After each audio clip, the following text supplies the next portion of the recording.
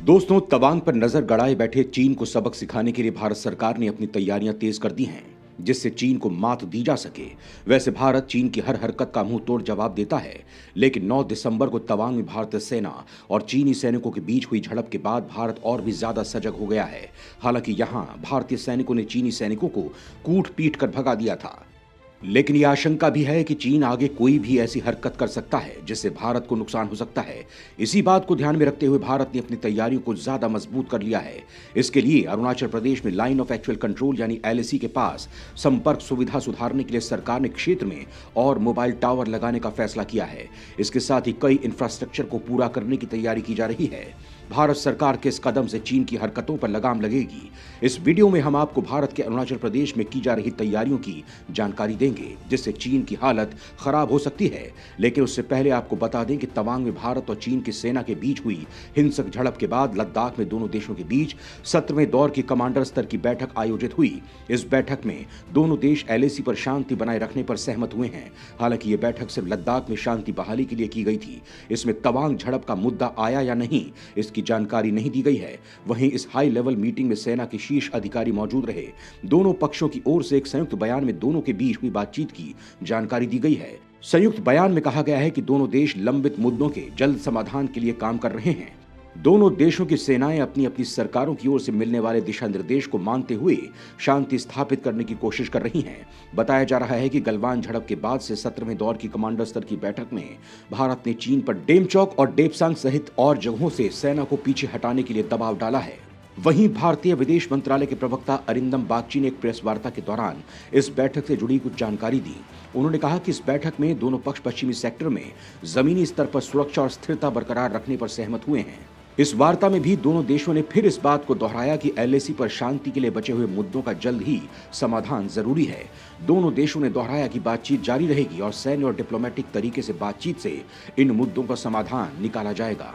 दोस्तों, आपको बता दें कि इससे पहले 17 जुलाई 2022 को पिछली बैठक हुई थी। 17 जुलाई को ही बातचीत के बाद भी दोनों ओर से ज्वाइंट स्टेटमेंट जारी किया गया था, जिसमें कहा गया था कि मीटिंग में दोनों ने खुलकर अपनी बातों को रखा और गंभीरता से मुद्दों पर बात की। दोस्तों, अभी हाल ही में हुई तवांग झड़प को लेकर भी चीन ने भारतीय सेना पर ठीकरा फोड़ दिया था। चीनी सेना ने आरोप लगाया कि भारतीय सेना के जवानों ने अवैध तरीके से विवादित सीमा को पार किया था, जिसकी वजह से झड़प शुरू हुई थी। वहीं भारत के रक्षा मंत्री राजनाथ सिंह ने तवांग में हुई हिंसक झड़प के लिए चीनी सैनिकों को जिम्मेदार भी ठहराया है। उन्होंने संसद में कहा था कि चीनी सैनिकों ने घुसपैठ की कोशिश की थी, लेकिन भारतीय सैनिकों ने चीन को मुंह तोड़ जवाब दिया। चीन की इन हरकतों को देखते हुए कश्मीर घाटी में आतंकवाद विरोधी अभियानों और हवाई अड्डे की सुरक्षा में अपनी ताकत साबित कर चुके भारतीय वायुसेना के गरुण कमांडो को वास्तविक नियंत्रण रेखा पर उच्च ऊंचाई वाले स्थानों पर मई 2020 से तैनात किया गया है। भारतीय वायुसेना ने उन्हें नवीनतम AK-103 असॉल्ट राइफल के साथ अमेरिकी सिक्स सायर असॉल्ट राइफल जैसे नवीनतम हथियार दे रखे हैं, जिसमें नवीनतम हथियार जैसे सिक्स सायर AK सीरीज की असॉल्ट राइफलें और इजरायली टेवर राइफलें आदि शामिल हैं। सैनिकों के पास गैलिल स्नाइपर राइफल्स के साथ साथ नेगेव लाइट मशीन गन भी हैं, जो 800 से 1000 मीटर की सीमा से दुश्मन सैनिकों को मार गिरा सकती हैं। भारतीय वायुसेना के अधिकारियों ने बताया कि गरुण विशेष बल पूर्वी लद्दाख से लेकर सिक्किम और अरुणाचल प्रदेश तक चीन सीमा के साथ सीमावर्ती क्षेत्रों में तैनात हैं। ये जरूरत पड़ने पर किसी भी तरह का अभियान चलाने में सक्षम है। सैन्य अधिकारियों के अनुसार LAC पर इन सैनिकों की तैनाती 2020 से ही है, जब भारतीय वायुसेना ने इस क्षेत्र में चीनी आक्रमण का मुंहतोड़ जवाब देने के लिए पूरी तरह से तैयारी की थी। दोस्तों, गरुण ने जम्मू कश्मीर में प्रसिद्ध रक्त हाजिन ऑपरेशन में नेगेव LMG का इस्तेमाल किया था। तब गरुण टीम ने 5 आतंकवादियों को मार गिराया था। वहीं अब अरुणाचल प्रदेश के तवांग में चीन की हरकतें बढ़ती देखकर इन्हें यहां तैनात किया गया है। इसके साथ ही तवांग के सीमावर्ती इलाकों में 43 नए मोबाइल टावर लगाए जा रहे हैं। इससे सेना के साथ साथ आम नागरिकों को भी फायदा होगा। दोस्तों, अरुणाचल प्रदेश के तवांग में चीनी सैनिकों की हरकतों ने बुनियादी ढांचे पर पहले से ही चल रहे काम में और गति लाने को मजबूर कर दिया है। सीमावर्ती इलाकों में कनेक्टिविटी कोई समस्या न बन जाए, इसके लिए नए मोबाइल टावर लगाने के लिए आदेश दिए गए हैं। फिलहाल 23 नए टावर लगाए जाने पर काम हो रहा है, लेकिन ऊंचे पहाड़ों पर बर्फबारी शुरू होने के चलते इसमें दिक्कतें आने की भी चिंता है। तवांग के डिप्टी कमिश्नर KN डेमो ने कहा है कि BSNL और भारतीय एयरटेल यहां पर 23 नए मोबाइल टावर लगाएगा ताकि कनेक्टिविटी बढ़ेगी। उनका कहना है कि मौजूदा टावर अपेक्षित सेवाएं नहीं दे पा रहे हैं, जिससे कि न केवल रक्षा बलों को बल्कि सीमा के पास रहने वाले सिविलियंस को भी दिक्कतें हो रही हैं। हालांकि उन्होंने ये भी जानकारी दी कि पहले सीमावर्ती इलाकों में कोई मोबाइल नेटवर्क नहीं था, लेकिन अब परिस्थिति बदली है और वहां रहने वाले निवासी इंटरनेट सेवा और मोबाइल कनेक्टिविटी का बुमला और वाई जंक्शन तक आनंद उठा रहे हैं, लेकिन उसे और बेहतर करने की आवश्यकता है। दोस्तों, भारत सरकार लगातार अरुणाचल प्रदेश के सीमावर्ती इलाके में इंफ्रास्ट्रक्चर का विकास कर रही है।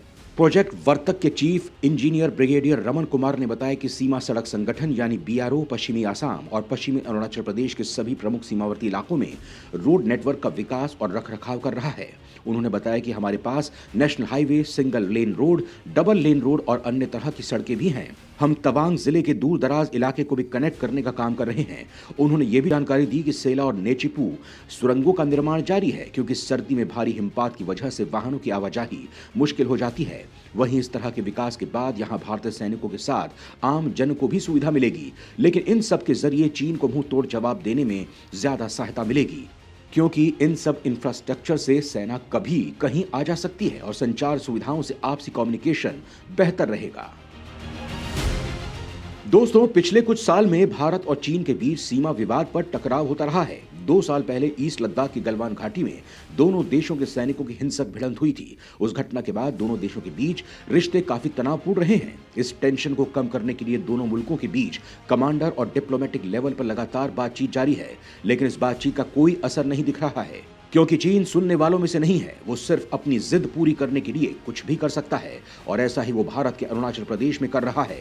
दोस्तों, इंडिया चाइना बॉर्डर, जिसे लाइन ऑफ एक्चुअल कंट्रोल यानी एलएसी भी कहते हैं, वो मोटा मोटी 3 भाग में बटा है। लद्दाख वाले पार्ट को वेस्टर्न सेक्टर कहते हैं, हिमाचल प्रदेश के पोर्शन को सेंट्रल सेक्टर, और फिर अरुणाचल प्रदेश का हिस्सा आता है जिसे ईस्टर्न सेक्टर कहा जाता है। ये वही पार्ट है जहां 9 दिसंबर को भारत चीन के सेनाओं के बीच टकराव हुआ, लेकिन ये पहली दफा नहीं है जब अरुणाचल प्रदेश में इस तरह की घटना हुई। इन सब की शुरुआत हुई थी जब चीन ने तिब्बत पर कब्जा किया था, जिसकी सीमा भारत से सटी हुई थी, और इसके बाद से ही चीन अरुणाचल प्रदेश को दक्षिणी तिब्बत बताने लगा था। भारत ने हर बार चीन के दावे का सख्ती से खंडन किया है।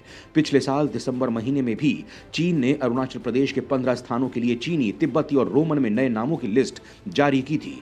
तब भारत के विदेश मंत्रालय ने चीन के इस कदम पर कड़ी आपत्ति जताई थी और कहा था कि अरुणाचल प्रदेश हमेशा से भारत का अभिन्न अंग रहा है और आगे भी रहेगा, लेकिन चीन सच्चाई को स्वीकार नहीं करना चाहता है और अपनी घटिया हरकतें दिखाने के लिए एलएसी पर उतर आता है। ऐसे में भारत को सजग रहने की काफी ज्यादा जरूरत है और सीमा पर इंफ्रास्ट्रक्चर को जल्द से जल्द डेवलप करने की जरूरत है।